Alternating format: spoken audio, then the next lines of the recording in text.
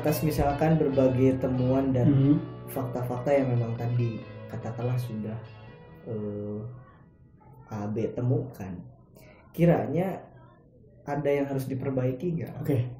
Apa yang harus diperbaiki dari milenial saat ini? Khususnya yang di daerah kita sih ya, maksudnya AB kan nggak punya basic data dari daerah lain nih, tapi yang AB rasakan sendiri selama mengelola program di sini. Yang pertama harus diperbaiki adalah hubungan mereka dengan orang tua. Karena balik lagi tadi ya, program AB yang BLIP itu sebenarnya walaupun programnya adalah untuk pelajar, tapi yang kita sentuh juga orang tuanya. Oh, termasuk orang tuanya. Kita juga pernah ngundang orang tua anak-anak itu dalam satu acara, dan di waktu grand final Duta Pendidikan kita ngundang para orang tua untuk hadir, dan di situ ada talk show gitu loh. Bagaimana memberikan pemahaman bahwa pendidikan itu adalah hak setiap anak. Jadi orang tua memiliki hak dan kewajiban untuk mendukung itu. Pengen merubah mindset bahwa kuliah bukan untuk orang yang berduit saja. Nah itu kita sentuh melalui orang tua. Jadi yang pertama harus diperbaiki dari milenial adalah hubungan mereka dengan orang tua. Seringkali orang tua nggak ngasih kepercayaan kepada anaknya karena si anaknya juga nggak bisa ngeyakinin orang tua bahwa ketika mereka di luar mereka melakukan hal yang positif. Betul. Nah, jadi saran AB buat kalian, apapun yang kalian lakukan di luar, share atau ceritakan itu ke orang tua kalian ketika kalian pulang. Kayak tadi tuh pulang dari mana, habis main dari siapa, gitu kan. Yang pertama perbaiki hubungan kalian dengan orang tua. Yang kedua adalah jangan terlalu santuy, jangan terlalu santai. Maksud AB gini ada waktu untuk kalian bermain, ada waktu untuk kalian melakukan hobi kalian, tapi kalian harus punya satu waktu khusus untuk memikirkan masa depan kalian. Mau jadi apa? Mau melanjutkan apa setelah ini? Kalau misalnya kalian masih pelajar, apakah kalian memilih untuk bekerja atau kuliah setelah itu? Dan yang AB maksud jangan terlalu santuy adalah jangan sampai kalian terlambat menyadari. Oh, ini bahaya nih, bahaya. Jangan sampai terlambat menyadari, sampai pada usia yang seharusnya kalian udah matang dengan perencanaan, kalian baru memikirkan itu. Kayak sebagai contoh ya media, AB ketika SD, AB ingat banget, ketika SD obrolan AB sama teman AB adalah nanti AB SMA-nya mau di SMA A, mau di SMA B. Nah maksud AB tuh gak apa-apa berpikir sevisioner itu, gak apa-apa.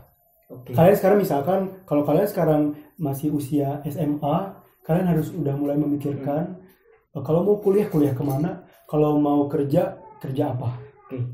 Berarti bisa dibilang ketika di fase-fase seperti itu, misalkan mulai SMP yang memang katakanlah sudah sedikit bisa berpikir, itu kita harus mulai bisa ataupun mampu untuk men-treatment diri kita dong. Betul. Kalau begitu.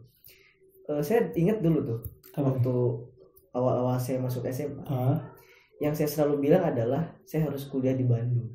Harus kuliah di Bandung. Dan kuliah di Bandung.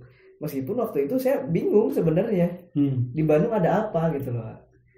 Di Bandung mau kemana sebenarnya. Tapi ada satu aspek yang memang waktu itu saya perhatikan bahwa Bandung itu keren. Gitu aja. Dan saya belum bisa ngejelasin juga sebenarnya. Kalau nanya gitu, keren apa sih? Kerennya apa sih sebenarnya di Bandung itu? Tapi setelah dijalani, emang keren sebenarnya. Apa yang membuat kamu pengen kembali lagi ke Bandung? Nah ini kok jadi saya tanya. Apa nih?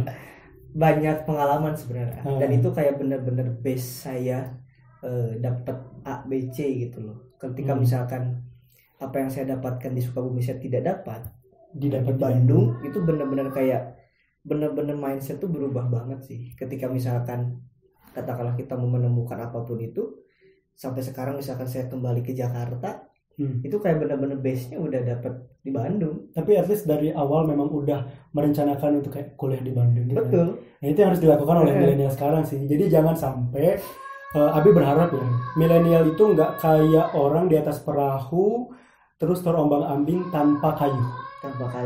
Jadi seorang milenial sekarang tuh harusnya dia berada di, gak apa-apa memang dunia ini dinamis, dia bergerak seiring perkembangan zaman. Tapi jangan sampai kayak terombang-ambing kemana-mana. Pastikan kita punya kayu yang bisa mengarahkan kita untuk kemana gitu. Karena hanya kita yang punya kendali atas diri kita. Maksudnya gini, Tuhan yang memiliki kendali atas diri kita. Tapi sebagai orang yang dibekali dengan akal, kita harusnya bisa mengarahkan diri kita pada hal yang memang menjadi tujuan akhir. Gak mungkin dong ada orang yang punya tujuan untuk jatuh, untuk rusak. Semua orang pasti punya tujuan untuk sukses, untuk mencapai cita-cita mereka. Oke. Nah, kemudian ketika misalkan tadi sudah misalkan berbicara tadi di segmen konseling misalnya, belum lagi misalkan yang katakanlah hanya sebatas mendengar, diceritakan pengalaman-pengalaman dari para milenial, baik yang positif maupun yang negatif. Saya berpikir hal seperti ini akan semakin membuat kita bijak. Betul. Membuat kita lebih bisa bersikap terus bagaimana gitu loh. Kalau AB sendiri bagaimana? Oke, Min, menanggapi itu ya. Karena AB menjadi seorang konselor dari 2014, kayak tadi benar kata Min, banyak mendapatkan cerita-cerita yang positif bahkan yang negatif lebih banyak. Ya. Itu menjadikan AB menjadi lebih bijak, betul kata Min. Karena apa, Min? Kayak AB jadi tahu bagaimana rasanya mereka yang menggunakan narkoba.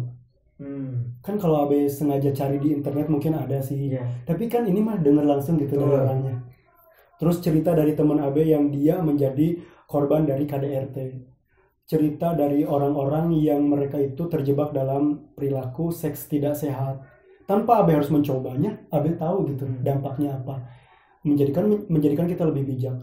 Kayak kita tuh mendengar banyak, artinya kita belajar banyak dari apa yang orang laluin. Kan gak mungkin Mid kita harus ngerasain semuanya dulu untuk menjadi lebih bijak kan? Iya.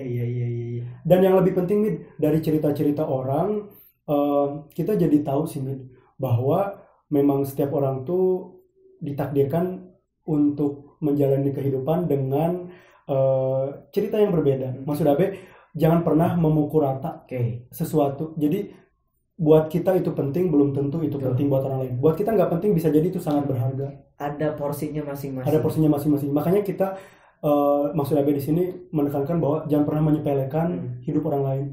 Jangan pernah berasa juga bahwa hidup kita paling susah. Kayak ngerasa kita tuh paling berat cobaannya. Ternyata masih banyak di luar sana yang kehidupannya lebih memprihatinkan dari kita. Nah, lantas kiranya nih kontribusi ataupun pengabdian yang AB lakukan akan sampai kapan? Ini pertanyaan yang akan terjawab sebenarnya melalui prosesnya nanti. Sampai kapan AB bisa bertahan? Tapi kalau AB punya niat, AB berharap sih selamanya. Maksudnya selama AB punya kesempatan untuk bisa memberikan impact, I will do it gitu. Gak akan pernah membatasi diri. Makanya AB tadi bilang kan, siapapun yang menjadi pendamping hidup AB nantinya, dia harus siap bahwa AB tidak akan pernah bisa untuk memisahkan antara AB dengan kehidupan sosial AB.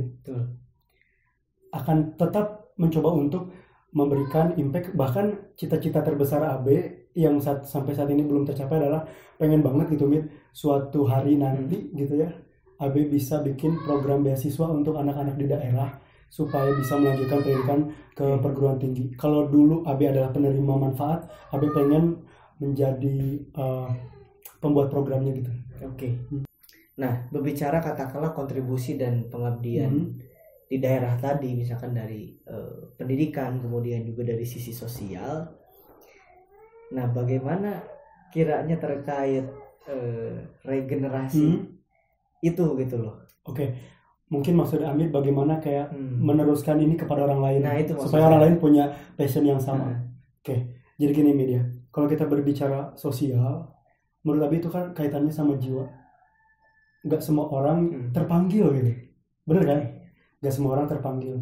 Gak bermaksud menyalahkan juga buat mereka yang memang ingin fokus dengan karir pribadinya misalkan, lalu tidak terlibat dalam kehidupan sosial juga. Menurut Abi kalau masalah programnya nggak apa-apa, nggak gabung, tapi dia tetap punya kepedulian sosial dengan caranya masing-masing. Betul. Makanya kan cara kontribusi orang kan beda-beda kan. Tapi kalau berbicara tentang regenerasinya, Abe ingat sih pesan Abe kepada adik-adik yang Abe dan teman-teman IMAH Kakak bimbing ketika di program DPKK atau di program BLIP atau di Skupa.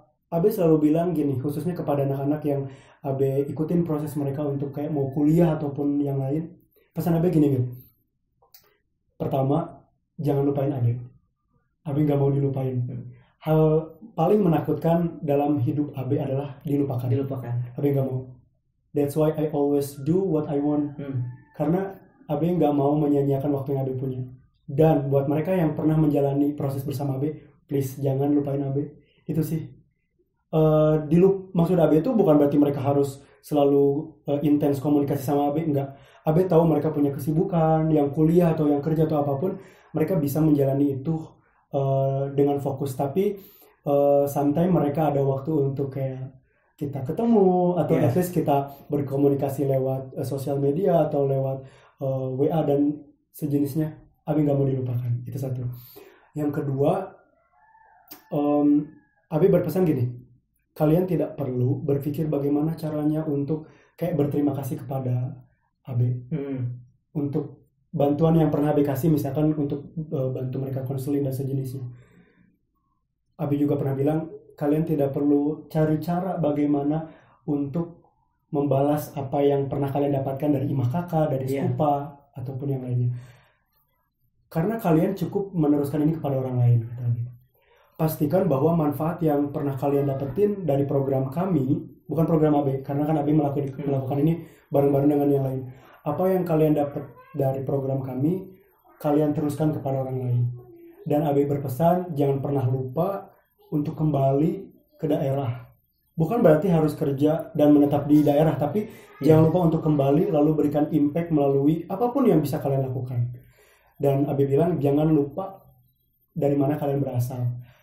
Abe bilang gini, pahitnya jangan lupa kalian berada di posisi ini karena dibantu oleh orang lain.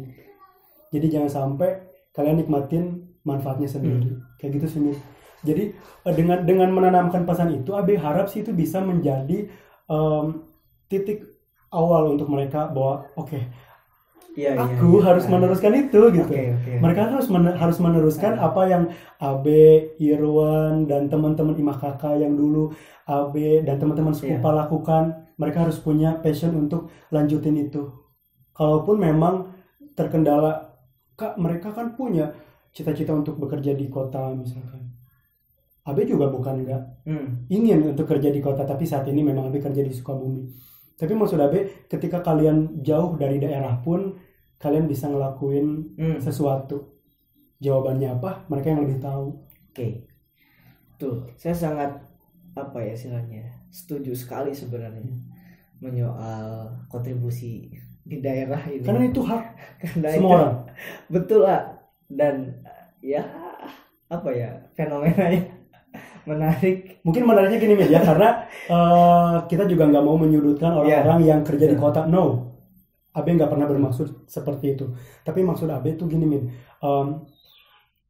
Abe tadi bilang di awal atau di part yang pertama bahwa semua orang itu punya kesempatan yang sama untuk berbuat bagi lingkungan sosialnya.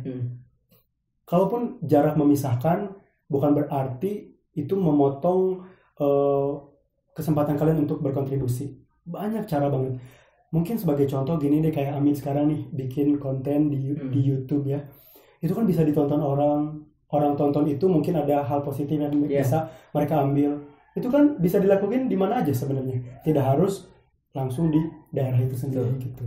Makanya sebenarnya pada dasarnya tidak terbatas jarak. Dengan jarak, kemudian juga apa yang harus dilakukan itu sama dengan misalkan yang Abe lakukan ataupun dengan orang-orang lain lakukan. Tapi selagi kita memang mampu, selagi kita ada kesempatan, betul, dan apa yang memang kita bisa kontribusikan, lakukan saja. Lakukan aja gitu loh. Prinsipnya adalah, Abe ingat banget prinsip yang Abe dan teman-teman di Imah Kakak dulu usung adalah lakukan hal kecil tapi berdampak. Karena kalau dari tadi kan kita ngomongin program sosial, program pendidikan, mungkin teman-teman yang ada di daerah kita juga nggak tahu apa yang udah pernah Abe dan teman-teman lain lakukan. Karena prinsip kita adalah lakukan hal kecil tapi berdampak. Mungkin belum semua orang kita bisa sentuh, tapi sedikit yang kita sentuh itu bisa berkepanjangan gitu manfaatnya. Oke ya. Nah ini apa namanya, kita sedikit beralih topik. Oke. Belakangan apa namanya, kita sedang apa ya, saya kurang pas kalau misalkan berbicaranya dengan kata kegaduhan, tapi lebih ke arah ini pembelajaran lah, mungkin bentuk pembelajaran gitu, terkait adanya COVID-19 atau coronavirus. Kalau misalkan kita lihat di beberapa orang, ini kan sebenarnya berbeda-beda nih meresponnya. Gitu. Ini menarik sih. Ada yang memang merespon dengan kecemasan. Ada yang merespon dengan kecemasan berlebih. Ada yang santuy. Ada yang slow banget. Slow aja. Ada yang mungkin tidak peduli juga. Tidak peduli sama sekali. Ada yang memang benar-benar ya udah gitu. Saya fokus aja dengan hidup saya sendiri gitu. Kalau saya secara pribadi sebenarnya agak harap-harap cemas sebenarnya kalau saya. Mungkin lebih ke arah jadi waspada sih. Nah kalau AB pribadi secara personal, masuk golongan mana gitu? Bagaimana AB menyoal COVID-19 ini gitu? COVID, Abe ingat banget, jadi ketika awal Maret itu Abe lagi ikut diklat di Bandung, yang kita cecetan itu ya. Sampai sebenarnya ini kan harusnya kita bikin konten ini dari awal Maret kan. Nah waktu itu Abe lagi diklat sampai tanggal 14. Jadi waktu itu tuh belum terlalu gaduh sih, maksudnya. Tadi kalau dibilang gaduh, belum ada sampai kayak himbauan untuk sekolah diliburkan. Waktu itu sekolah masih jalan, kerja juga kita masih jalan. Nah, jadi ketika Abe pulang dari Bandung, itu kan mulai tuh diberlakukan. Mulai dari kayak kerja dari rumah, sekolah dari rumah, ibadah di rumah gitu kan. Jadi Abe, kalau ditanya Abe tergolong orang yang seperti apa sih nanggepin corona ini? Kalau Abe sih akan bilang bahwa pandemi ini tuh bikin orang menjadi khawatir. Dan Abe di golongan orang yang khawatir. Tapi Abe selalu menjaga supaya Abe tidak masuk ke dalam golongan orang yang ketakutan. Karena dalam prinsip Abe, orang yang ketakutan itu biasanya akan menjadi lepas kontrol. Jadi uncontrol gitu. Jadi kayak mereka tuh tidak terkendali. Dia mungkin melakukan apa yang memang tidak semestinya. Nah, jadi terlalu berlebihan. Abe sih berharap, kalau Abe sendiri sih lalu menekankan pada Abe bahwa ini kondisinya emang gak baik-baik aja. Ini tuh emang gak baik-baik aja, tapi tidak seburuk itu. Maksud Abe tidak seburuk itu tuh artinya bukan menyepelekan coronanya ya, tapi maksud Abe kita cukup bersikap selayaknya bagaimana kita sebagai warga negara yang baik.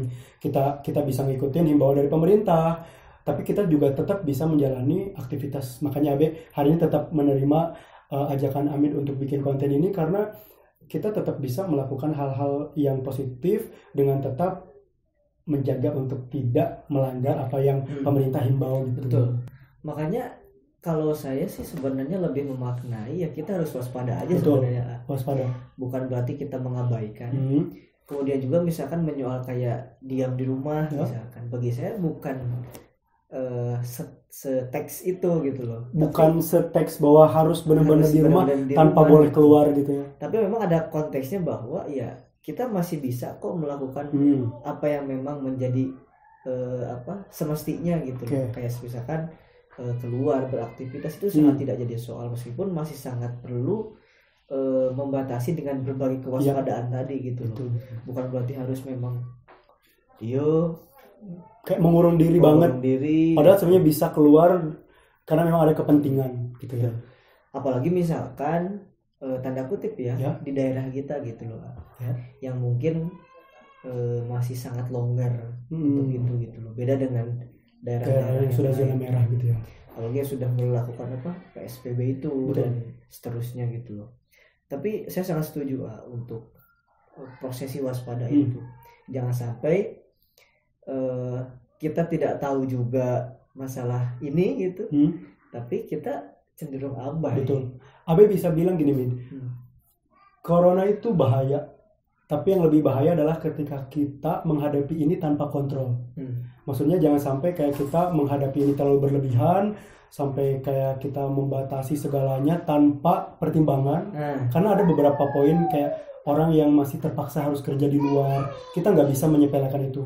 Dan berbicara konsep Amit tadi bilang soal di rumah aja, Abe sih pengen ngajak teman-teman untuk mulai sekarang gitu ya, mindsetnya jangan menyepelekan orang yang keluar juga. Maksudnya gini, diam di rumah itu adalah pilihan yang tepat. Tapi ketika ada orang-orang yang terpaksa keluar rumah untuk hal yang penting bagi dia, kita harus menghargai itu. Jangan distigmakan. Jangan langsung distigmakan, ini orang kok ngeyel sih keluar rumah. Padahal ternyata dia tuh keluar untuk satu kepentingan yang buat kalian mungkin itu nggak penting, tapi bisa jadi buat orang itu sangat penting. Jadi jangan menyepelekan itu. Nah, lantas mungkin Abe punya sedikit saran gitu untuk para milenial ketika hadir pandemi ini. Para milenial baiknya seperti apa nih? Apakah memang dia turut kontribusi untuk membuat sesuatu, basicnya sosialisasi ataupun yang lain-lainnya, atau bagaimana dia? Apa yang bisa dilakukan oleh milenial untuk menghadapi coronavirus ini ya? Sekali lagi ini adalah masalah bersama. Jadi memang butuh kerjasama dari semua pihak. Semua orang terkena dampaknya, maka semua orang juga harus bekerja sama untuk menghadapi ini. Sekali lagi, kalau saran Abe yang pertama, pastikan untuk teman-teman mengikuti himbauan dari pemerintah untuk di rumah aja kalau memang tidak ada keperluan yang mendesak. Berbeda lagi dengan teman-teman yang memang kita bilang terpaksa terpaksa harus keluar rumah, nggak apa-apa, tapi pastikan untuk tetap melakukan kayak physical distancing kayak gini kan. Kita menjaga jarak, pastikan juga kalau Abe di tas itu selalu bawa hand sanitizer. Terus kalau keluar rumah juga Abe pakai masker. Itu yang pertama, ikuti himbauan pemerintah. Yang kedua tadi ya, jangan terlalu panik. Panik bayi. Dan jangan sampai gini Mit, jangan sampai kalian tuh kalau panik ngajak orang. Kan ada Mit ya kasus gini, dia panik terus ngajak orang kayak yang paling parah sih sampai dia misalkan terjebak untuk share hoax. Mending sih kalau yang di-share itu adalah fakta atau berita yang valid, berita yang bisa dipertanggungjawabkan. Yang menyedihkan adalah ketika banyak banget orang yang share hoax gitu. Berita-berita yang memang terindikasi itu tidak benar. Nah, maksudnya kalian kan milenial tuh udah terbiasa dengan sosial media. Berarti kan harus lebih cerdas untuk itu. Sebisa mungkin nih, kalau misalkan kalian keluar rumah kayak untuk sesuatu yang menurut kalian penting, kalau bisa sih jangan di-share. Jangan dibuat kayak story, apalagi postingan di feed Instagram atau di Facebook. Itu hal yang benar-benar basic ya sebenarnya. Basic. Contoh nih ya, punten-punten kayak misalkan tadi kalian terpaksa keluar rumah, terus kalian malah dibikin story gitu. Karena kan orang lagi menjaga untuk di rumah aja gitu. Oke. Berarti sebenarnya untuk para milenial banyak yang bisa dilakukan. Banyak. Karena dia, misalkan salah satunya karena dia cenderung lebih memahami media sosial, kemudian juga mengetahui arus informasi, bisa mungkin sebagai katakanlah orang yang sedikitnya memfilter info terkait, apalagi misalnya kayak kemarin ya yang gimana nih, yang apa? Yang berita yang 300 orang itu. Yang di Kota Sukabumi. Itu kan. Itu luar biasa. Sebenarnya itu kayak informasi yang diterima terlalu terburu-buru, benar, terlalu mentah, terlalu terburu-buru. Kita tahu lah media namanya. Kita kan kuliah di komunikasi juga. Namanya teman-teman jurnalis itu kan pasti berlomba-lomba untuk mengabarkan ini dengan cepat gitu. Karena memang berita kan harus aktual kan. Cuman yang salah adalah masyarakat yang Abe nggak nyariin masyarakat, maksud Abe kesalahan framing berita gitu. Waktu itu kan dibilang kalau Kota Sukabumi terbanyak se-Jawa Barat. Padahal faktanya gini, kalaupun misalkan semua kan ada 27 kabupaten kota se-Jawa Barat. Misalkan di kabupaten kota lain ada 2, terus Kota Sukabumi ada 3, akan disebut terbanyak kan? Itu memang terlalu terburu-buru sih. Saya ketika dapat berita itu ya, saya kan cek juga tuh sebenarnya di beberapa grup gitu, di grup WhatsApp. Memang itu ramai sekali di semua platform gitu. Tapi setelah saya baca secara keseluruhan, ya itu memang para jurnalis hanya sebatas mengutip statement dari pejabat publik aja sebenarnya, nggak lebih dari itu. mungkin belum sempat untuk mengolah datanya. Maksudnya tuh mengolah apa yang mereka dengar bahwa kota Sukabumi terbanyak, padahal kan pada faktanya bukan terbanyak berarti segitu besarnya kasus ini di Sukabumi gitu kan. Sampai teman-teman yang di Banten, teman-teman Abe gitu, yang di Jakarta juga pada bertanya, itu serius di Sukabumi? Betul. Sebanyak itu gitu. Saya juga merasakan. No, kata Abe 300 itu se-Jawa Barat ya. Iya. Berarti ini mungkin sedikit saran untuk para milenial. Ya kalau memang teman-teman punya ketertarikan lebih atau punya kontribusi lebih untuk sama-sama turut serta di COVID-19 ini, itu luar biasa. Tapi paling minimal ya aspek-aspek yang seperti tadi yang kayak tidak membuat story yang memang cenderung misalnya dia lagi di luar rumah, membuat gaduh gitu, membuat banyak tanya segala macam, memfilter informasi juga. Barangkali mungkin orang tuanya perlu diberikan info-info yang memang sebenarnya lebih valid gitu loh. Nah, ini Abe jujur media, walaupun memotong, Abe lebih memilih untuk gak share berita, daripada Abe misalkan share berita yang ngebuat orang menjadi lebih panik. Abe lebih seneng teman-teman yang share misalkan di story mereka atau di sosial media mereka tuh kayak tips untuk menghindari COVID, atau misalkan apa aja yang bisa kita lakuin di rumah selama karantina. Jadi lebih kayak gitu loh, daripada Abe share info-info yang bikin orang semakin takut. Betul lah. Saya pun mengamini itu. Belakangan saya lebih mengkeep info-info yang memang saya dapat, kecuali kalau memang ada orang yang benar-benar bertanya dan kita ngajak diskusi gitu. Sampai kemarin pagi-pagi ketika saya sarapan di rumah Balon, saya kaget juga ada bapak-bapak datang dan langsung melontarkan beberapa pertanyaan yang saya rasa cukup itu bapak-bapaknya bapak-bapak ini dia tuh punya profesi sebagai pengepul barang-barang bekas. Dia datang, bahkan saya sering ketemu dia. Jadi udah kenal sebelumnya. Tapi tidak pernah ngobrol lah. Papasan, dia tahu saya tahu dia gitu. Tapi tiba-tiba kemarin, secara tiba-tiba datang pagi-pagi, masuk ke dapur dan langsung melontarkan pertanyaan COVID-19.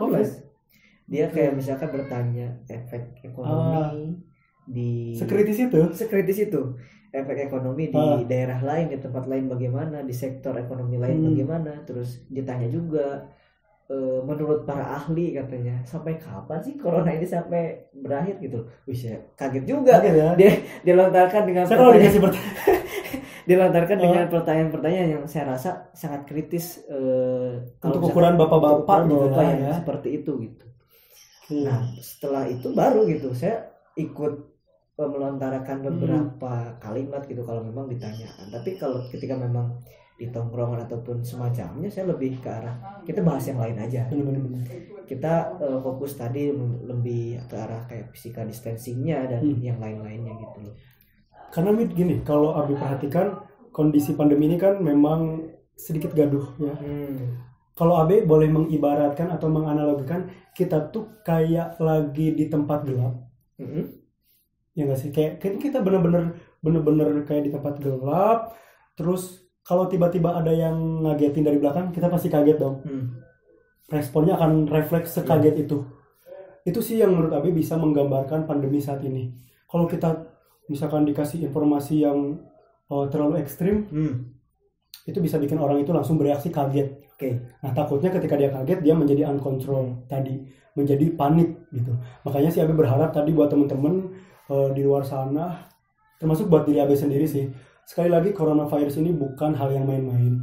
Kita juga nggak boleh menyepelekan, tapi please untuk tetap berpikir positif. Abe ingin mengajak semua orang untuk percaya bahwa virus ini akan segera berlalu. Abe nggak bisa bilang kapan, tapi kita harus selalu positif untuk berpikir bahwa ini tidak seburuk yang apa ya maksud Abe itu. Abe juga nggak mau terkesan menyepelekan ini, tapi Abe juga nggak ingin orang-orang tuh jadi kayak sampai putus harapan gitu, terus mereka sampai berpikir bahwa aduh ini kayaknya akhir dari dunia gitu. No, I mean kita harus selalu berpikir bahwa Tuhan, bahwa Allah menyiapkan sesuatu yang lebih baik setelah ini. Amin, mudah-mudahan.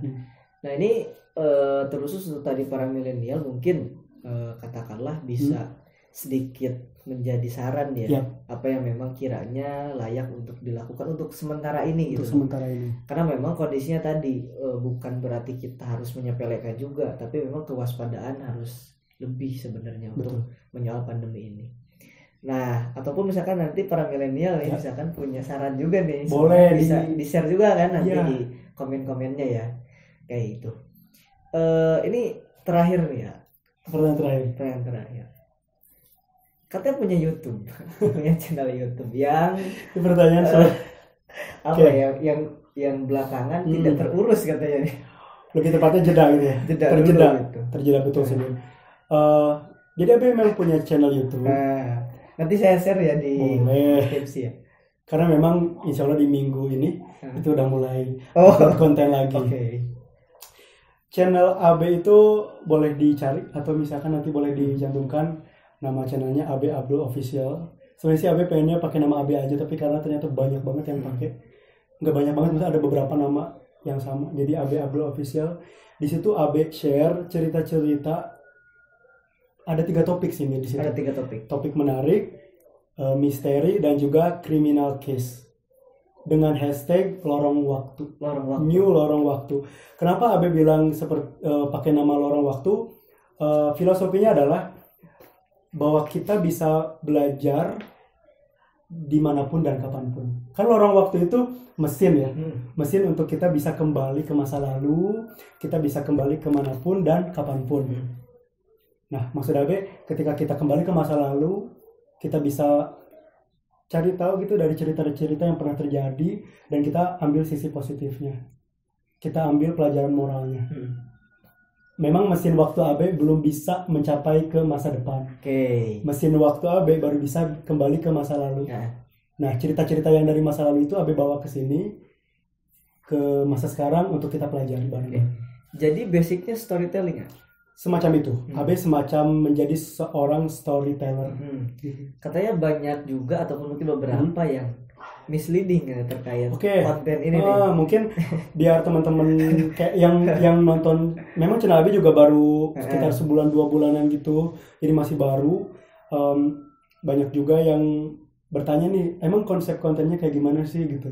Jadi Abe itu adalah seorang storyteller. Di situ Abe bercerita tentang banyak hal dengan batasan 3 topik tadi. Jadi kalau kalian suka dengan topik misteri, di situ ada. Kayak contoh Abe pernah ngebahas tentang misteri Gunung Salak gitu. Terus kalau kalian suka topik menarik, di situ Abe juga bahas. Kayak contoh pernah ngebahas tentang proyek membangun negara di luar angkasa. Itu kan hal-hal yang unik kan. Terus ada lagi topik criminal case, kayak Abe ngebahas kasus kriminal menarik yang pernah terjadi, baik itu di Indonesia ataupun di luar negeri gitu. Jadi konsepnya story, jadi memang wajar kalau di situ Abe kayak bercerita banyak tentang topik itu. Sejauh ini ada ini gak ada komentar yang cenderung nyeleneh ya? Kalau komentar sih Abe sejauh ini melihat positif ya. Alhamdulillah banyak orang yang mendukung, dan masukan akan selalu ada karena Abe kan sangat baru di content creator, sangat baru 5 video yang Abe produksi di channel itu. Buat teman-teman yang penasaran boleh nonton. Dan Abe sangat terbuka dengan saran-saran. Kalau kritik yang nyeleneh nggak ada sih, mungkin lebih kayak masukan aja. Mereka minta ke Abe banyakin dong visualnya. Nah itu mungkin yang keliru atau perlu Abe luruskan, bahwa seorang storyteller itu memang dia kayak bercerita dan akan didukung oleh visual seperti video ataupun foto, ataupun mungkin kayak semacam efek-efek suara gitu kan. Tapi memang akan lebih banyak si storytellernya yang muncul gitu di kamera karena dia sedang bercerita. Jadi kalau pernah ada yang nyaranin, Abe gimana kalau Abe suara aja, jadi dibanyakin video. Nah Abe bilang itu berbeda. Itu kan beda konsep ya. Nah mungkin kayak daftar 5 atau on the spot gitu. Calon sarjana kan mereka memang menjadi dubber gitu ya. Kayak semacam voice over untuk mengisi suara aja. Kalau Abe memang storyteller, jadi Abe tampil di situ sebagai sosok yang bercerita gitu. Ini bagi teman-teman yang memang mau menonton channelnya Abe ya, nanti bisa dicari juga Abe ya. Nanti minggu ini akan Abe akan upload untuk konten terbaru. Oh, minggu ini. Oke. Mudah-mudahan ditunggu nih. Kemudian juga nanti saya akan cantumkan di deskripsi saya terkait channel YouTube-nya. Kita sudah ngobrol panjang banget ngobrol. Saya nggak tahu durasinya udah berapa. Saya juga mohon maaf nih media. You know me so well. Ya, itu kalau ngobrol emang seseneng ini. I really like I do like to share karena apapun yang pernah kita alamin sebenarnya bisa jadi kayak pelajaran buat orang lain. Nah, makanya buat teman-teman sepanjang-panjangnya video ini, Abe berharap mereka bisa ambil yang positifnya aja. Kalau yang negatifnya dari personal Abe jangan ditiru. Oke. Banyak tadi kita cerita sebenarnya dari mulai pengabdian di daerah, kemudian juga ada cerita-cerita yang bahkan teman-teman yang saya baru tahu juga sekarang ada di luar pertanyaan. Di luar pertanyaan ada di cerita ini gitu loh. Banyak bahkan ada yang sentimental juga. Saya sangat berterima kasih ya Abe sudah share sebegitu banyak info dan juga pelajaran. Saya yakin di video ini pasti banyak pembelajaran yang memang bisa didapatkan. Sekali lagi terima kasih ya Abe sudah mampir di saat kita sama-sama physical distancing. Kemudian juga Abe jaga kesehatan Abe di saat kondisi begini. Saya rasa cukup untuk video kali ini. Nanti istilahnya bagi teman-teman yang mungkin punya pengalaman seperti AB bisa di-share juga di kolom komentar. Kemudian juga barangkali cerita-cerita kami ini bisa menjadi motivasi pembelajaran. Semoga mungkin bisa di copy paste juga atau mungkin dikembangkan nantinya. Itu saja teman-teman, jangan lupa komentar. Jangan lupa komentar dan berikan like-nya. Berikan like-nya. Karena gini teman-teman, sesuka ataupun enggaknya kita, ini karena Abi juga belajar sebagai seorang content creator, perjuangan seorang content creator untuk bikin konten itu emang tidak mudah. Betul. Jadi berikan like-nya cukup untuk dukung channel ini. Tapi langkah kalian bisa semakin konkret ketika kalian tekan tombol subscribe dan nyalakan lonceng notifikasinya supaya kalian bisa dapat cerita-cerita yang lebih menarik lagi dari Amit dan narasumber lain. Oke. Abe, kita cukupkan dulu. Mungkin nanti kita bisa ketemu di lain kesempatan atau mungkin di project-project yang lainnya. Amin. Terima kasih Abe, mudah-mudahan tetap sehat, juga berbagai project dan rencana ke depan bisa terlaksana dengan sebaik mungkin. Amin. Mudah-mudahan lancar di berbagai kegiatannya. Terima kasih teman-teman yang sudah menonton. Assalamualaikum warahmatullahi wabarakatuh.